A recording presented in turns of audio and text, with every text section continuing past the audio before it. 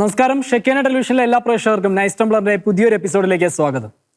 വിശുദ്ധമായവ വിശുദ്ധിയോടെ ചെയ്യുന്നവർ വിശുദ്ധരായിത്തീരും. വിശുദ്ധ ബൈബിളിലെ ഒരു വചനഭാഗമാണ്.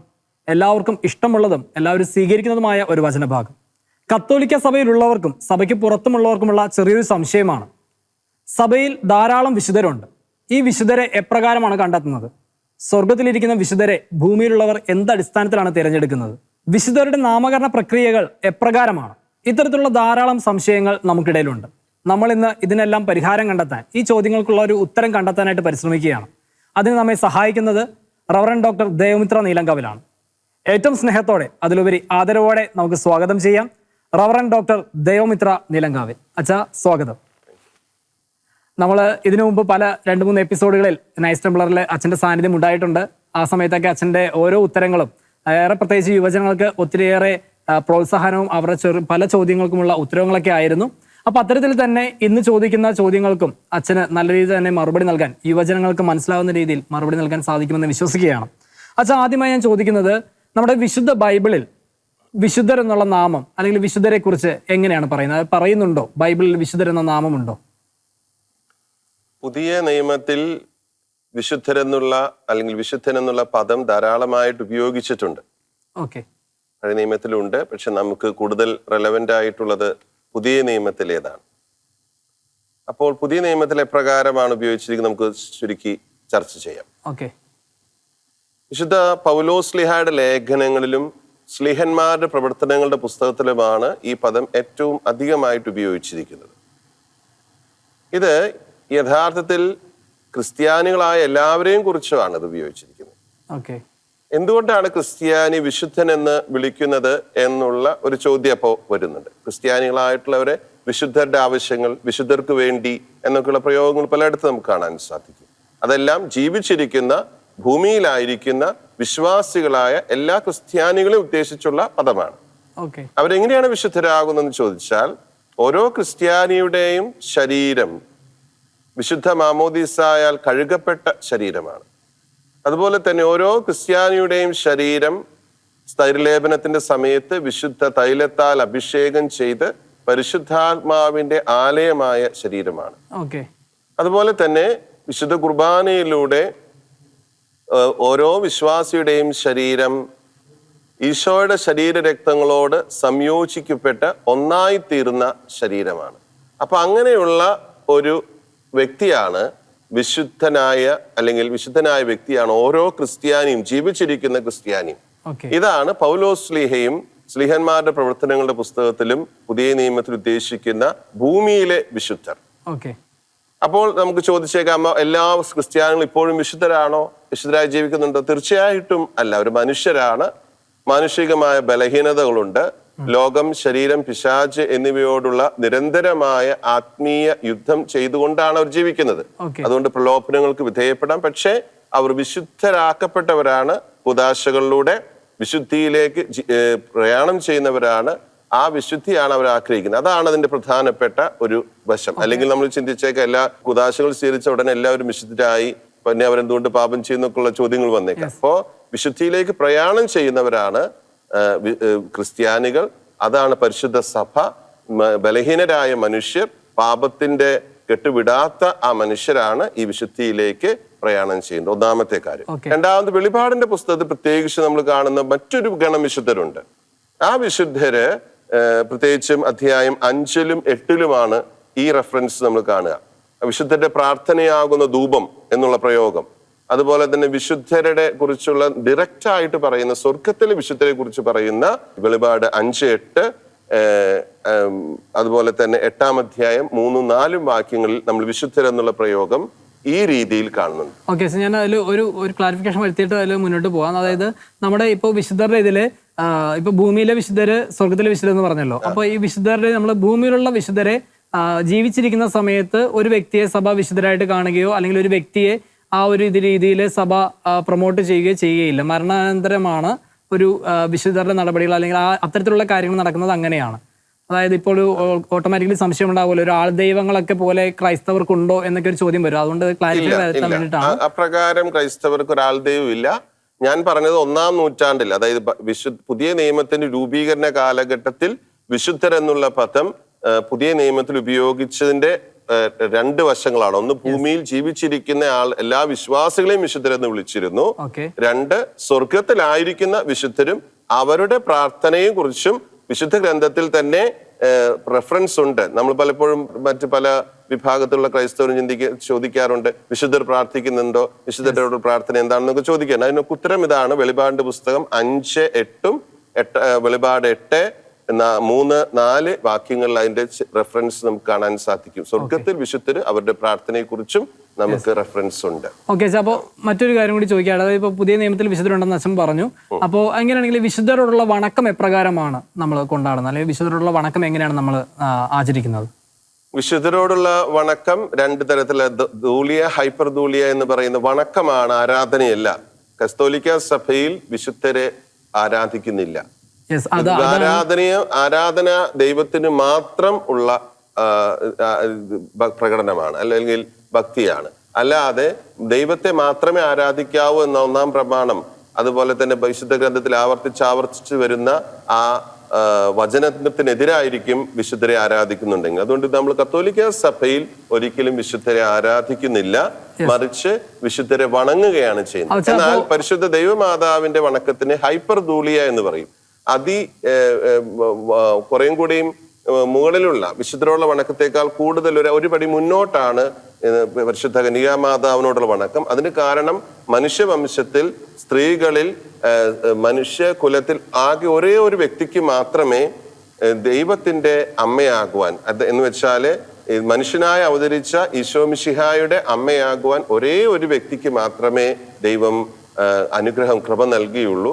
അതുകൊണ്ട് പരിശുദ്ധ കന്യകാമാതാവിനോടുള്ള വണക്കം ഹൈപ്പർ ധൂലിയ എന്നാണ് സഭയിൽ അറിയപ്പെടുന്നത്. അതേസമയം വിശുദ്ധരോടുള്ള വണക്കത്തെ ധൂലിയ അല്ലെങ്കിൽ സാധാരണയായിട്ടുള്ള വണക്കം എന്നാണ് സഭയിൽ അറിയപ്പെടുന്നത്. ഓക്കെ, അതായത് ഇപ്പൊ അച്ഛൻ പറഞ്ഞല്ലോ പുതിയ നിയമത്തിൽ വിശുദ്ധരുള്ള വണക്കം എപ്രകാരമാണെന്ന് പറഞ്ഞു. അപ്പോൾ സഭാ പാരമ്പര്യം അനുസരിച്ച് വിശുദ്ധരുള്ള വണക്കം എപ്രകാരമാണ് അച്ഛാ? സഭാ പാരമ്പര്യത്തിലെ ആദ്യ നൂറ്റാണ്ടുകളിൽ തന്നെ നമുക്കറിയാം, സ്ലീഹന്മാരുടെ നിഴല്, സ്ലീഹന്മാർ ഉപയോഗിച്ച് തുവാല, ഇതിനൊക്കെ കുറിച്ച് നമ്മൾ സ്ലീഹന്മാരുടെ പ്രവർത്തന പുസ്തകത്തിൽ തന്നെ പറയുന്നുണ്ട്. ജനങ്ങൾ അതിൽ നിന്ന് സുഖം പ്രാപിച്ചു, അങ്ങനെയുള്ള കാര്യങ്ങളൊക്കെ സ്ലീഹന്മാരുടെ പ്രവർത്തന പുസ്തകത്തിൽ തന്നെ നമ്മൾ വായിക്കുന്ന കാര്യങ്ങളാണ്. അതുപോലെ തന്നെ ആദ്യത്തെ 3 നൂറ്റാണ്ടുകൾ രക്തസാക്ഷികളുടെ കാലഘട്ടമായിരുന്നു. ആ കാലഘട്ടത്തിൽ വിശ്വാസത്തിന് വേണ്ടി രക്തസാക്ഷിത്വം വരിച്ച ആളുകളോടുള്ള ഒരു ഭക്തിയും അവരോടുള്ള മധ്യസ്ഥം ചോദിക്കലും അവര് മരിച്ചു വീണ മണ്ണ് എടുത്തു വെക്കലും അതുപോലെ തന്നെ അവരുടെ ഭൗതികാവശിഷ്ടങ്ങളിൽ പോയി പ്രാർത്ഥിക്കുന്ന രീതിയൊക്കെ ആദ്യ നൂറ്റാണ്ടുകളിൽ തന്നെ ആരംഭിച്ചിരുന്നു. അതിന് ഏറ്റവും നല്ല തെളിവാണ് റോമിലെ ദീർഘദൂരമുള്ള കാറ്റകോമ്പുകൾ, ഭൂമിക്കടിയിലുള്ള ഭൂഗർഭ ദേവാലയങ്ങൾ. അവിടെ ഒരുപാട് വിശുദ്ധരായിട്ടുള്ള മാർട്ടേഴ്സ്, അതായത് സാക്ഷ്യം നൽകി രക്തസാക്ഷിത്വം വരിച്ച ആളുകളുടെ ശവശരീരങ്ങൾ അടക്കിയിട്ടുള്ള ഭൗതിക അവശിഷ്ടങ്ങൾ അടക്കിയിട്ടുള്ള സ്ഥലമാണ് ഈ കാറ്റകോംബ്സ് എന്ന് പറയുന്നത്, ഭൂഗർഭ ദേവാലയങ്ങൾ. അതുപോലെ തന്നെ ആ കാലഘട്ടത്തിൽ തന്നെ പതുക്കെ രൂപപ്പെട്ട ഒരു ലിറ്ററേച്ചറും കൂടെയുണ്ട്.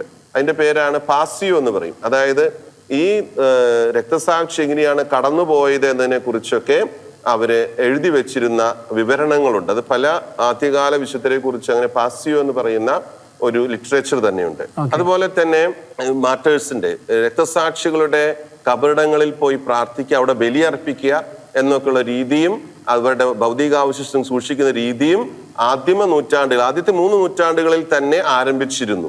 അതുപോലെ മറ്റൊരു പ്രധാനപ്പെട്ടാണ് ദിയസ് നത്താലിസ് എന്ന് പറയുന്നത്. അതായത് അവര് സ്വർഗത്തിൽ ജനിച്ച ദിവസം എന്ന് വെച്ചാൽ അവരുടെ രക്തസാക്ഷിത്വം വരിച്ച ദിവസത്തിന് ഒരു ഓർമ്മ ദിനമായിട്ട് ആചരിക്കുന്ന രീതി സാവകാശം ആദ്യ നൂറ്റാണ്ടുകളിൽ തന്നെ സഭയിൽ രൂപപ്പെട്ടിരുന്നു. പിന്നീടാണ് നമ്മൾ നേരത്തെ ചർച്ച ചെയ്ത ഐക്കൺസ്, വരച്ച പടങ്ങൾ, ത്രിമാന രൂപങ്ങൾ സാധാരണഗതിയിൽ ആദിമ സഭയിൽ നമുക്ക് കാണാൻ സാധിക്കില്ല. സ്റ്റാച്യൂസ്, പ്രതിമകൾ നമുക്ക് കാണാൻ സാധിക്കില്ല. ആദ്യ നൂറ്റാണ്ടുകൾ നമുക്ക് കാണാൻ സാധിക്കുക, കാറ്റകോംബ് മുതൽ തന്നെ നമുക്ക് കാണാൻ സാധിക്കുക, വരച്ച ചിത്രങ്ങൾ കാണാൻ പറ്റും, അതുപോലെ തന്നെ ഐക്കൺസ് കാണാൻ സാധിക്കും. പിന്നീടാണ് സഭയിൽ സാവകാശം റോമൻ സംസ്കാരത്തിൽ നിന്നൊക്കെ വന്നതാണ് ഈ രൂപങ്ങൾ, ത്രിമാന ചിത്രങ്ങൾ അല്ലെങ്കിൽ രൂപങ്ങൾ എന്ന് പറയുന്ന രീതി, സ്റ്റാച്യൂസ് വന്നത്. അപ്പോ അങ്ങനെ സഭയില് ഈ പാരമ്പര്യം ഒന്നിനു പുറകെ ഒന്നായി സഭയിൽ രൂപപ്പെട്ട് ഡെവലപ്പ് ചെയ്ത് വന്ന പാരമ്പര്യമാണ് വിശുദ്ധരോടുള്ള വണക്കം എന്ന് പറയുന്നത്. ഓക്കെ, അപ്പോൾ അതോടൊപ്പം തന്നെ നമുക്ക് ചോദിക്കാൻ പറ്റുന്ന ഒരു ചോദ്യമാണല്ലോ, ഈ സ്വർഗത്തിലിരിക്കുന്ന വിശുദ്ധര്, അല്ലെങ്കിൽ നമ്മളിപ്പോൾ മരണാനന്തര ശേഷം അവർ സ്വർഗത്തിലായിരിക്കുമ്പോൾ, അവർ വിശുദ്ധരായിരിക്കുമ്പോൾ അവരെക്കുറിച്ച് ഭൂമിയിലുള്ളവർക്ക് എങ്ങനെയാണ് അറിവ് കിട്ടുക, അല്ലെങ്കിൽ ഭൂമിയിലുള്ളവർ അവരെങ്ങനെയാണ് അവർ വിശുദ്ധ ജീവിതം നയിച്ചവരാണെന്ന് മനസ്സിലാക്കിയെടുക്കുക? അതിനെപ്പറ്റി എന്താണ് പറയാനുള്ളത്? അത് സഭയുടെ പാരമ്പര്യത്തിൽ ഉടലെടുത്ത വളരെ സങ്കീർണമായ ഒരു പ്രൊസീജിയറാണ്, ഒരു പ്രക്രിയയാണത്. യഥാർത്ഥത്തിൽ പറയുകയാണെങ്കിൽ വിശുദ്ധരെ ആക്കുന്നത് ജനങ്ങൾ തന്നെയാണ്. അതിന്റെ ഒരു ലത്തീൻ വാക്ക് വളരെ മനോഹരമായിട്ടുള്ള ഒരു പ്രയോഗമുണ്ട്, വോക്സ് പോപ്പുലി വോക്സ് ഡെയി എന്ന് പറയും. ജനത്തിന്റെ ശബ്ദം ദൈവത്തിന്റെ ശബ്ദമാണ്. അപ്പോ ഇന്നയാള് ഒരു വിശുദ്ധനായി ജീവിച്ചയാളാണ്, ഇന്നയാള് ഒരു വിശ്വാസത്തിന് വേണ്ടി മരിച്ചയാളാണെന്നൊക്കെ ആദ്യം പറഞ്ഞു തുടങ്ങുന്നത് ജനങ്ങൾ തന്നെയാണ്. ആ ജനങ്ങൾ പറഞ്ഞു തുടങ്ങുന്ന ഇതിന്റെ വെളിച്ചത്തിൽ ആദ്യകാലങ്ങളിൽ മാർപ്പാപ്പ വിശുദ്ധനായി പ്രഖ്യാപിക്കുന്ന രീതിയൊന്നും ഉണ്ടായിരുന്നില്ല. അതൊക്കെ വരുന്നത് 1000 വർഷങ്ങൾക്ക് ശേഷമാണ്. അപ്പൊ ആദ്യകാലങ്ങൾ എന്താണ് ചെയ്തിരുന്നത്? ഒരു വ്യക്തി വിശുദ്ധനായി ജീവിച്ച വ്യക്തിയാണ്, അല്ലെങ്കിൽ വിശ്വാസ സാക്ഷ്യം നൽകി രക്തസാക്ഷിയായ വ്യക്തിയാണെന്നൊക്കെ ജനങ്ങൾ പറഞ്ഞു തുടങ്ങുമ്പോൾ ആ സ്ഥലത്തെ മെത്രാൻ അദ്ദേഹത്തെ സംസ്കരിച്ച സ്ഥലത്ത് നിന്ന് അദ്ദേഹത്തിന്റെ ഭൗതിക അവശിഷ്ടങ്ങൾ എടുത്തു കൊണ്ടുപോയി അൾത്താരയിൽ സ്ഥാപിക്കുന്ന ഒരു ശുശ്രൂഷ ഉണ്ടായിരുന്നു. അതൊരു ശുശ്രൂഷ ഡെവലപ്പ് ചെയ്താണ് സഭയിൽ. ആ പ്രക്രിയ അല്ലെങ്കിൽ ട്രാൻസിഷൻ ഓഫ് ദ റെലിക്സ് എന്ന് പറയുന്ന പ്രക്രിയയായിരുന്നു ആദ്യകാലത്തെ നാമകരണത്തിന്റെ ഏറ്റവും ലളിതമായ രൂപം. അതായത് സെമിത്തേരിയിൽ അല്ലെങ്കിൽ കുഴിമാടത്തിലുള്ള അസ്ഥിയും മറ്റ് ഭൗതിക അവശിഷ്ടങ്ങൾ എടുത്തു കൊണ്ടുപോയി സ്ഥലത്തെ മെത്രാൻ, മാർപ്പാപ്പയോ അല്ലെങ്കിൽ മറ്റൊരു പ്രൊസീജിയറോ ഒന്നുമില്ല, ജനങ്ങൾ പറഞ്ഞു ആൾ വിശുദ്ധനാണ്, ആൾ പ്രാർത്ഥിച്ചപ്പോൾ ഫലങ്ങൾ കിട്ടി എന്നൊക്കെ ജനങ്ങൾ പറഞ്ഞതിന്റെ വെളിച്ചത്തിൽ ആ സ്ഥലത്തെ മെത്രാൻ ചെയ്യുന്ന ഒരു പ്രൊസീജിയർ ആയിരുന്നു ആദ്യ നൂറ്റാണ്ടുകളിൽ ഉണ്ടായിരുന്നത്. പിന്നെ രണ്ടാമതായിട്ട് അതിന് ഒരു പ്രൊസീജിയർ വരുന്നത് മാർപ്പാപ്പമാരുമായിട്ട് പ്രൊസീജിയർ വരുന്ന ആദ്യത്തെ മാർപ്പാപ്പ കാനനൈസ് ചെയ്ത വിശുദ്ധൻ ഉൾറിക് എന്ന് പറയുന്ന ഒരു വിശുദ്ധനാണ്. ഉൾറിക് അത് 993 ആദ്യമായിട്ട് ഒഫീഷ്യലായിട്ട് മാർപ്പാപ്പ നാമകരണം ചെയ്ത വിശുദ്ധൻ ഉൾറിക് ആണ്. ഉൾറിക് എന്ന് പറയുന്ന വിശുദ്ധനെ 993 ജോൺ 15 മാർപ്പാപ്പയാണ് ആദ്യമായിട്ട് വിശുദ്ധനായിട്ട് പ്രഖ്യാപിക്കുക. അതുവരെ രൂപതാ തലത്തിലായിരുന്നു ഈ വിശുദ്ധരെ പ്രഖ്യാപിക്കുന്നു, വിശുദ്ധനായിട്ട് കണക്കാക്കുക ചെയ്തിരുന്ന കാര്യം. അതായത് രൂപതാ മെത്രാന്മാർക്കായിരുന്നു അതിന്റെ അധികാരം, അല്ലെങ്കിൽ അങ്ങനെ ഒരു അധികാരം ഒന്നും പറയാനില്ല. ശരിക്കും പറഞ്ഞാൽ ആ ഒരു രീതി അങ്ങനെയായിരുന്നു, ഏറ്റവും ലളിതമായ രീതി അതായിരുന്നു. അതിനുശേഷം 12-ാം നൂറ്റാണ്ടിൽ അലക്സാണ്ടർ 3 മാർപ്പാപ്പ റോമിൽ നിന്ന് മാത്രമേ വിശുദ്ധരെ പ്രഖ്യാപിക്കാവൂ എന്ന് പറഞ്ഞ് ആ പ്രഖ്യാപന നാമകരണ പ്രക്രിയയെ അവിടെ റിസർവ് ചെയ്തു. മാർപ്പാപ്പയുടെ അധികാരമാക്കിയതിനെ റിസർവ് ചെയ്തു. അതിനുശേഷം 13-ാം നൂറ്റാണ്ടിൽ ഗ്രിഗറി 9 മാർപ്പാപ്പ ഇത് പൊതു നിയമത്തിന്റെ ഭാഗമാക്കി. ഈ പ്രൊസീജിയർ അല്ലെങ്കിൽ ഇതിന്റെ നാമകരണ പ്രക്രിയ ഒരു പൊതു നിയമമാക്കി മാറ്റി. പിന്നെ 16-ാം നൂറ്റാണ്ടായപ്പോഴേക്കും കുറച്ചും കൂടി ഡെവലപ്മെന്റ് വന്നു. സിക്സ്റ്റസ് 5 മാർപ്പാപ്പ ആരാധനാക്രമത്തിനായിട്ടുള്ള തിരുസംഘത്തെ ഈ പ്രൊസീജിയർ ഏൽപ്പിച്ചു.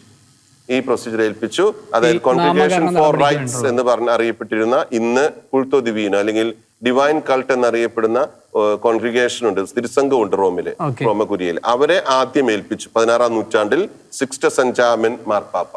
അദ്ദേഹം അത് ഏൽപ്പിച്ചത് പിന്നീട് വത്തിക്കാൻ കൗൺസിലിന്റെ കാലഘട്ടം വരെ ഏകദേശം അതേ രീതിയിൽ തന്നെയാണ് തുടർന്നത്. ഓക്കെ, അപ്പൊ ഇവരുടെയൊക്കെ ഈ നാമകരണ നടപടികൾ അത് എങ്ങനെയാണ് തുടങ്ങുന്നത്, അതല്ലെങ്കിൽ ആരാണ് അതിനു വേണ്ടിയൊക്കെ തുടക്കം കുറിക്കുന്നത് ആരാണെന്നുള്ളൊരു സാധാരണക്കാരുടെ ഒരു ചോദ്യമുണ്ട്. ജനങ്ങളാണ് ഇന്നയാള് വിശുദ്ധനാണ്, വിശുദ്ധയാണ് എന്ന് പറഞ്ഞു തുടങ്ങുന്നത്. ഓക്കെ, അത് ഇപ്പൊ ഉദാഹരണത്തിന് നമ്മുടെ അൽഫോൻസമ്മയുടെ കാര്യം എടുത്താൽ, അത് കാര്യമായിട്ട് ആരും അറിയാതെ മഠത്തിന്റെ ഉള്ളിൽ തന്നെ സഹിച്ച് രോഗിയായി ജീവിച്ച് മരിച്ച ആളാണ് അൽഫോൻസമ്മ. 1946 അൽഫോൻസമ്മ മരിക്കുന്നത്.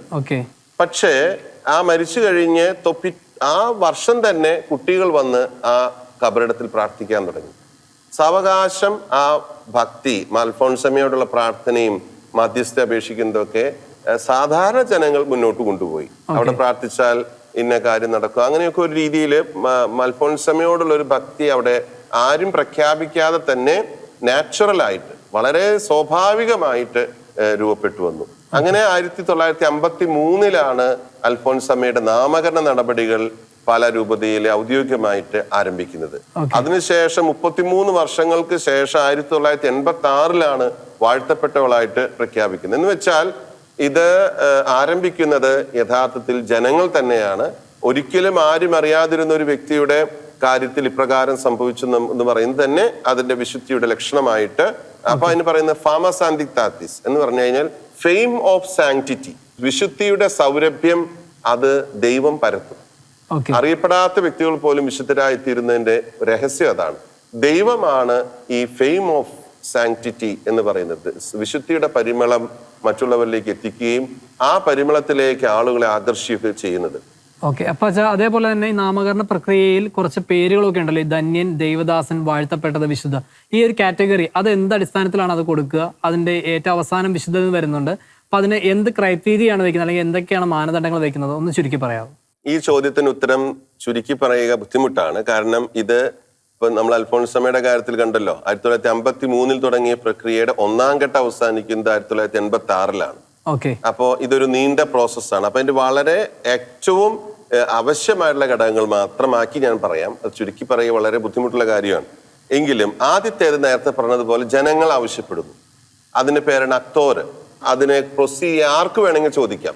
ഒരു കോൺഗ്രിഗേഷൻ ആകാം, ഒരു ഇടവകയാകാം, ഒരു ഇൻട്രസ്റ്റ് ഉള്ള ഗ്രൂപ്പ് ഓഫ് പീപ്പിൾ ആകാം, ആളുകളായിരിക്കാം, ചിലപ്പോ ഒരു സംഘടനയാകാം. ആർക്ക് വേണമെങ്കിലും ഒരാളെ വിശുദ്ധനായിട്ട് പ്രഖ്യാപിക്കണമെന്ന് സഭയോട് ആവശ്യപ്പെടാം. ആരോടാണ് ചോദിക്കേണ്ടത്? ആ വ്യക്തി മരിച്ച സ്ഥലത്തെ മെത്രാനോടാണ് ചോദിക്കേണ്ടത്. അടക്കിയ സ്ഥലത്തെയല്ല, മരിച്ച സ്ഥലത്തെയാണ്. ഇനി അത് മരിച്ച സ്ഥലം ഒരു അപ്രധാനപ്പെട്ട സ്ഥലമാണെങ്കിൽ അവിടെ നിന്ന് മാറ്റണമെങ്കിൽ, അത് അടക്കിയ സ്ഥലത്തെയോ ആള് ജീവിച്ചിരുന്ന സ്ഥലത്തെയോ മെത്രാനിലേക്ക് മാറ്റണമെങ്കിൽ റോമിൽ നിന്ന് പ്രത്യേക അനുവാദം മേടിച്ചിട്ട് വേണം അങ്ങനെ മാറ്റാനായിട്ട്. അതിനുശേഷം ഇതെല്ലാം ചോദിക്കേണ്ടതിന് ഒരു പോസ്റ്റുലേറ്റർ എന്ന് പറയുന്ന ഒരു ഓഫീസുണ്ട്. പോസ്റ്റുലേറ്റർ എന്ന് പറയുന്ന ഓഫീസറെ ശുശ്രൂഷ ഏൽപ്പിക്കണം.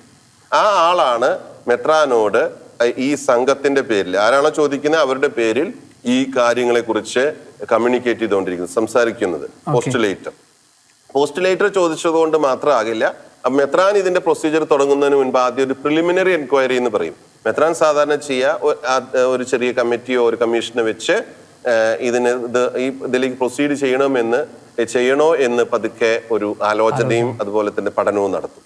അതിനുശേഷം ലത്തീൻ സഭയിലാണെങ്കിൽ പ്രാദേശിക മെത്രാൻ സമിതി, CBCA പോലുള്ള സമിതിയിലോ, പൗരസ്ത്യ സഭകളാണെങ്കിൽ സിനഡിലേക്കോ ഈ ആവശ്യം ഉന്നയിക്കും. അപ്പൊ അവിടെ നിന്ന് ആ മെത്രാൻ സംഘം പറയാണ് ഓക്കെ ഇത് മുന്നോട്ട് പൊക്കോട്ടെ എന്ന് NOC കൊടുക്കുകയാണെങ്കിൽ അത് പ്രൊസീഡ് ചെയ്യും. അങ്ങനെയും പ്രൊസീഡ് ചെയ്യാൻ പറ്റില്ല. അങ്ങനെ NOC കിട്ടിയ റിക്വസ്റ്റ് റോമിലേക്ക് അയച്ച് റോമിൽ എന്തെങ്കിലും ഈ വ്യക്തിയെ കുറിച്ചുള്ള പ്രശ്നമുണ്ടോ, കാരണം വളരെ രഹസ്യമായിട്ട് ചില പ്രശ്നങ്ങൾ റോമിനെ അറിയിക്കുന്ന രീതി നമ്മുടെ സഭയിലുണ്ട്. എന്തെങ്കിലും തെറ്റോ കുറ്റോ അല്ലെങ്കിൽ ഏതെങ്കിലും തരത്തിലുള്ള പ്രശ്നങ്ങളൊക്കെ റോമിനെ അറിയിക്കുന്ന രീതിയുണ്ട്. അങ്ങനെ റോമിലെ ഏതെങ്കിലും ഓഫീസിൽ ഏതെങ്കിലും തരത്തിൽ എന്തെങ്കിലും പ്രൊസീജിയർ ഈ വ്യക്തിക്കെതിരെ എടുത്തിട്ടുണ്ടോ എന്ന് അറിയുകയും അതുപോലെ തന്നെ മറ്റ് അന്വേഷണങ്ങൾ നടത്തിയതിനു ശേഷം റോമിൽ നിന്നൊരു NOC, നോ ഒബ്ജെക്ഷൻ കിട്ടുമ്പോഴാണ് ഇതിന്റെ പ്രൊസീജിയർ തുടങ്ങണമോ എന്ന് മെത്രാൻ തീരുമാനിക്കും. മെത്രാൻ തീരുമാനിച്ചു കഴിഞ്ഞാൽ മെത്രാൻ 3 സംഘം ആൾക്കാരെ ഇത് ഏൽപ്പിക്കും.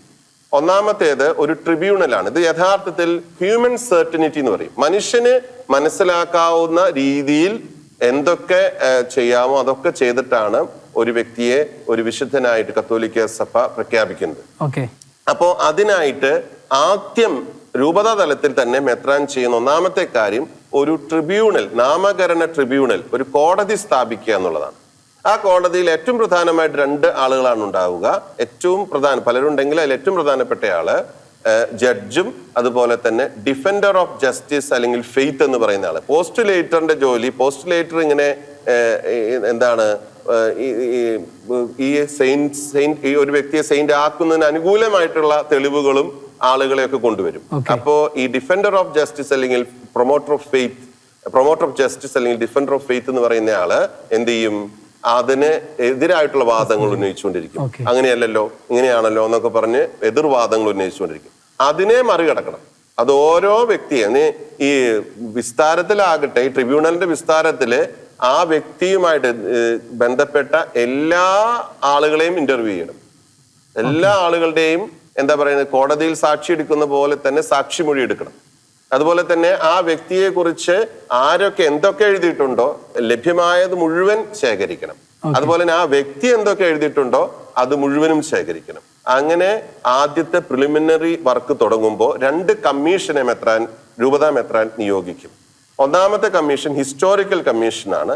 ആ ഹിസ്റ്റോറിക്കൽ കമ്മീഷൻ ആ വ്യക്തിയുടെ വസ്തുനിഷ്ഠമായ രേഖകളിൽ അധിഷ്ഠിതമായ ചരിത്രം എഴുതും.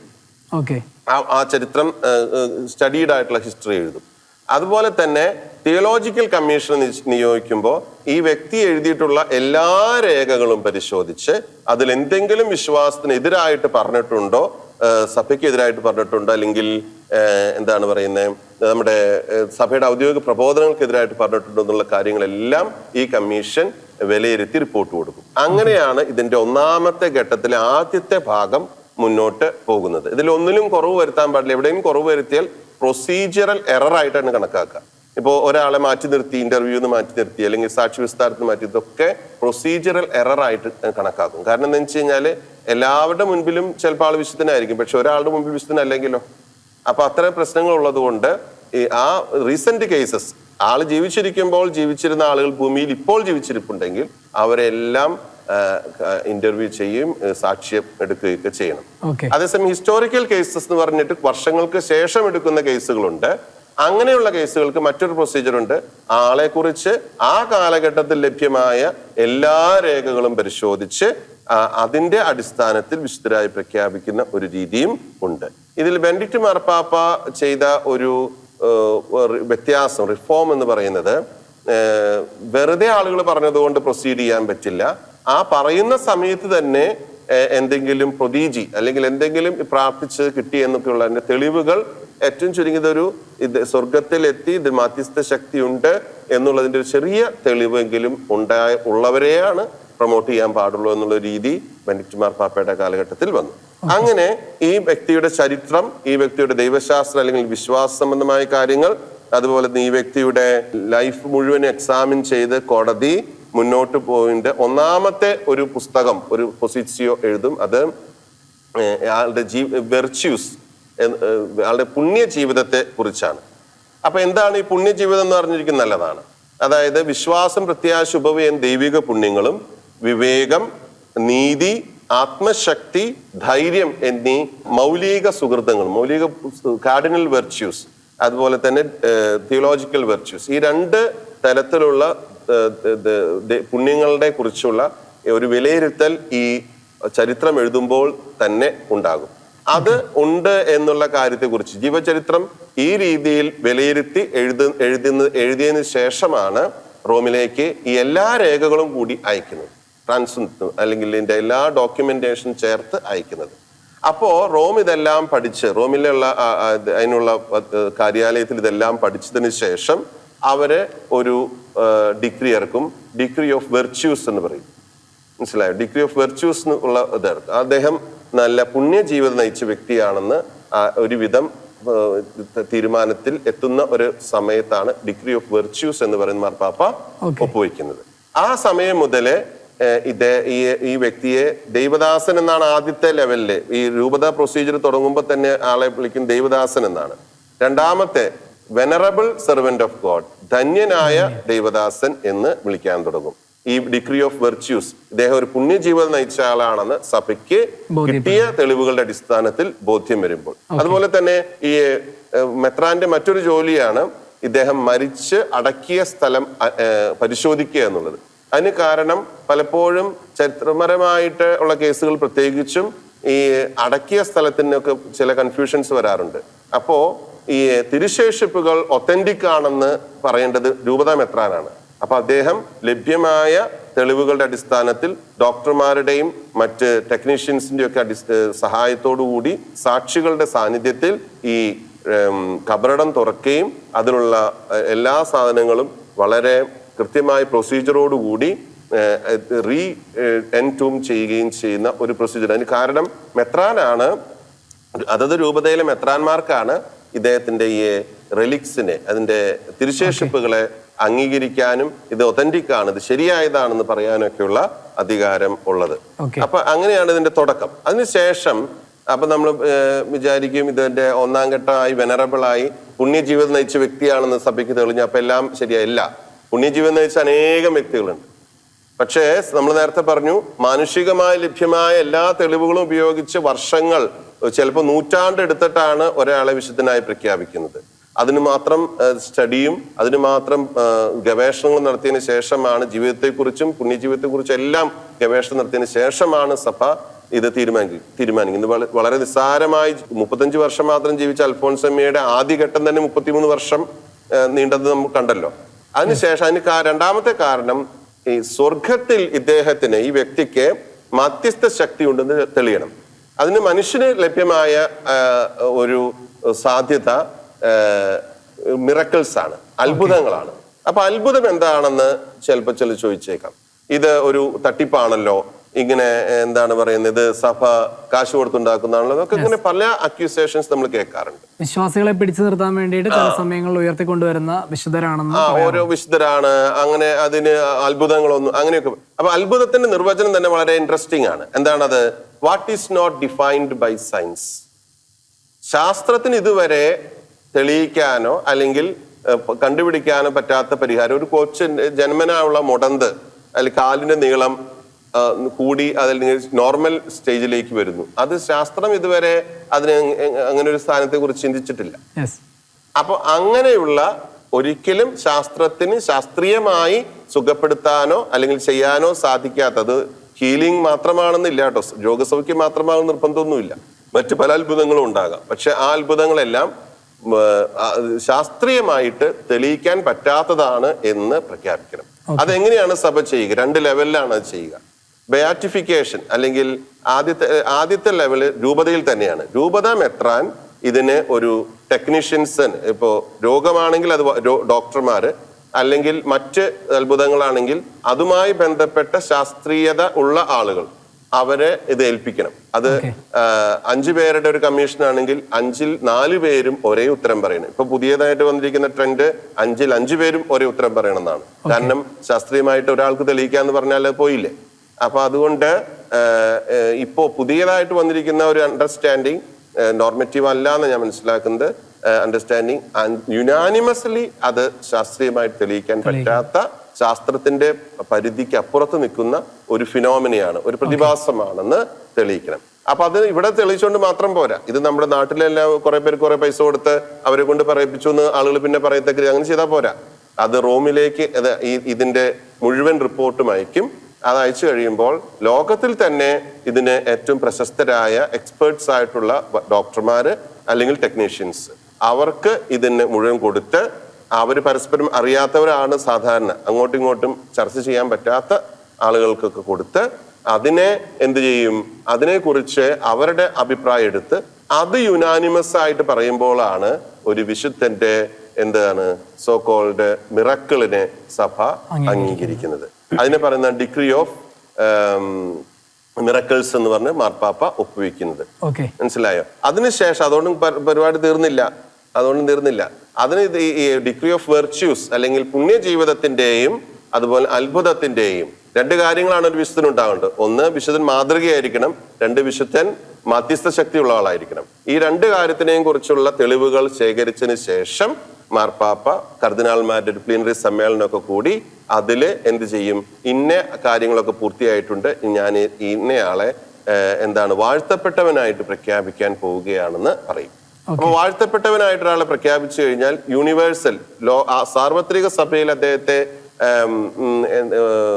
വണങ്ങാനുള്ള അനുമതി കൊടുക്കുന്നില്ല യഥാർത്ഥത്തിൽ, സത്യത്തിൽ. ആ പ്രാദേശിക സഭയിൽ അല്ലെങ്കിൽ ഇപ്പൊ ഒരു കോൺഗ്രിഗേഷനിലെ മെമ്പർ ആണെങ്കിൽ ആ കോൺഗ്രിഗേഷനിൽ, അല്ലെങ്കിൽ ഒരു പ്രത്യേക സംഘടനയിലെ ആളാണെങ്കിൽ ആ സംഘടനയിൽ, അല്ലെങ്കിൽ അനുവാദത്തോടു കൂടി മറ്റ് സ്ഥലങ്ങളിലൊക്കെ ഈ വാഴ്ത്തപ്പെട്ടവനായിട്ട് പ്രഖ്യാപിക്കുമ്പോൾ വണങ്ങാനുള്ള അനുവാദമുള്ളൂ. അല്ലാതെ ഒരു ആളെ വാഴ്ത്തപ്പെട്ടവൻ പ്രഖ്യാപിച്ച് ലോകം മുഴുവൻ ആളുടെ പടം വെച്ച് അല്ലെങ്കിൽ നൊവേന നടത്തി അങ്ങനെ ചെയ്യാൻ സാധാരണഗതിയിൽ അനുവാദമില്ല. അങ്ങനെ ചെയ്യണമെങ്കിൽ പ്രത്യേകമായിട്ടുള്ള അനുവാദം മേടിച്ചിരിക്കണം. മറ്റ് അദ്ദേഹവുമായിട്ട് ബന്ധപ്പെട്ട സ്ഥലങ്ങളിൽ അതേസമയം വണക്കം നടത്താം. അങ്ങനെ വാഴ്ത്തപ്പെട്ടവനായിട്ട് പ്രഖ്യാപിച്ച് കഴിയുമ്പോൾ അടുത്ത പ്രൊസീജിയർ ആരംഭിക്കുകയാണ്. എന്തിനാ? വിശുദ്ധനായി പ്രഖ്യാപിക്കാൻ. വിശുദ്ധനായി പ്രഖ്യാപിക്കാൻ ഒരു കാര്യത്തിനും കൂടെ നടന്നാൽ മതി. മറ്റൊരു മിറക്കിൾ, മറ്റൊരു അത്ഭുതം കൂടി നടക്കണം. ആ അത്ഭുതം നടക്കാനായിട്ട് എന്താണ് ചെയ്യുന്നത്? അത്ഭുതത്തിൽ നമ്മൾ പ്രാർത്ഥിച്ചു തുടങ്ങുന്നു. ആ വിശുദ്ധന്റെ സ്ഥലത്ത് ഉള്ള മധ്യസ്ഥ പ്രാർത്ഥനയും കാര്യങ്ങളൊക്കെ നടക്കുന്നു. പിന്നെ അത്ഭുതത്തിനെ കുറിച്ച് ഒരു കാര്യം ഞാൻ വിട്ടുപോയത് ഇതാണ്, ഇൻസ്റ്റന്റ് ആയിരിക്കണം. ഇൻസ്റ്റന്റ് ആയിട്ടുള്ള ഹീലിംഗ് ആയിരിക്കണം. ഇപ്പൊ ഒരു ആള് ഗ്രാജുവൽ ആയിട്ട് സുഖം പ്രാപിച്ചു എന്ന് പറഞ്ഞാൽ അത് സാധാരണഗതിയിൽ അത്ഭുതമായിട്ട് കണക്കാക്കില്ല. പെട്ടെന്ന് ആ പറഞ്ഞ നിമിഷത്തിൽ അങ്ങനെ ആ രീതിയിലുള്ള ഇൻസ്റ്റന്റ് ആയിട്ടുള്ള ഒരു അത്ഭുതമായിരിക്കണം എന്നുള്ളത് കൂടി ഇതിന്റെ ഒരു ക്രൈറ്റീരിയൻ ആയിട്ട് വരുന്നുണ്ട്. പിന്നെ അതുപോലെ തന്നെ ഈ രണ്ടാമത്തെ അത്ഭുതത്തിന്റെ കാര്യം ഇതുപോലെ തന്നെയാണ്. എന്ന് വെച്ച് കഴിഞ്ഞാൽ ഇതേ പ്രൊസീജിയർ തന്നെ ആദ്യം ലോക്കൽ സഭയിൽ, പ്രാദേശിക സഭയിൽ, രൂപതയിൽ പഠിക്കുന്നു, അതിനുശേഷം അത് റോം അംഗീകരിക്കുന്നു. അങ്ങനെ രണ്ടാമത്തെ അത്ഭുതം കൂടി തീരുമ്പോഴാണ് ഒരാളെ വിശുദ്ധനായി പ്രഖ്യാപിക്കുന്നത്. ഓക്കെ, വളരെ വ്യക്തമായ സാർ. നമ്മുടെ സമയത്തിന്റെ പരിമിതി ഉണ്ടായിരുന്നെങ്കിൽ തന്നെയും ഇതിൽ കൂടുതൽ ചോദ്യങ്ങൾ അങ്ങോട്ട് ചോദിക്കാതിരുന്നത് പറയുന്നതെല്ലാം അത്രയും ഈടുറ്റ രേഖകൾ അടങ്ങിയ തെളിവുകൾ അടങ്ങി സംസാരിക്കുന്നത് കൊണ്ടാണ്. ഇതെന്തായാലും കാണുന്നവർക്ക് വളരെ ശരിക്കും ഉള്ളിൽ തട്ടി മനസ്സിലാക്കാൻ സാധിക്കുമെന്ന് വിശ്വസിക്കുകയാണ്. അച്ഛൻ്റെ വിലപ്പെട്ട സമയം ഞങ്ങളൊപ്പം ചെലവഴിച്ചതിന് ഏറ്റവും സ്നേഹത്തോടെ നന്ദി പറയുന്നു. ഇതുമായി ബന്ധപ്പെട്ട എന്തെങ്കിലും സംശയങ്ങൾ നമ്മുടെ പ്രേക്ഷകർക്കുണ്ടെങ്കിൽ തീർച്ചയായിട്ടും അവർ നമ്മളെ അറിയിക്കും. അപ്പോൾ വീണ്ടും ഞങ്ങൾ അച്ഛനെ തന്നെ ഇതിനുവേണ്ടി സമീപിക്കുന്നതാണ്. എന്നിരുന്നാലും ഇന്നത്തെ അച്ഛൻ്റെ വിലപ്പെട്ട സമയം ഞങ്ങളൊപ്പം ചെലവഴിച്ചതിന് ഒരിക്കൽ കൂടി സ്നേഹത്തോടെ നന്ദി പറയുന്നു. Thank you so much. നമ്മുടെ ഈ ചോദ്യ ഉത്തരങ്ങൾ, സംശയ നിവാരണങ്ങൾ ഇവിടെ നിന്നും കൊണ്ട് അവസാനിക്കുന്നില്ല. ഈ എപ്പിസോഡ് പോകുന്ന ഈ കാലഘട്ടവും ദൈവസഹായം പിള്ളയെ വിശുദ്ധ ഗണത്തിലേക്ക് ഉയർത്തുന്ന ഒരു സമയത്തൂടെയാണ് പോകുന്നത്. നമുക്ക് വിശുദ്ധർ നൽകുന്നത് അവരുടെ ഒരു ജീവിത മാതൃകയാണ്. നമ്മളും വിശുദ്ധരാകാൻ വിളിക്കപ്പെട്ടവരാണ്. നൈസ് ടെംപ്ലറിന്റെ എപ്പിസോഡുകൾ ഇവിടെ നിന്നും കൊണ്ട് അവസാനിക്കുന്നില്ല. നിങ്ങളുടെ വിശ്വാസസംബന്ധമായ സംശയങ്ങളും അതിനുള്ള ഉത്തരങ്ങളുമായി വീണ്ടും നമ്മൾ കണ്ടുമുട്ടും. അതുവരെ take care and good bye.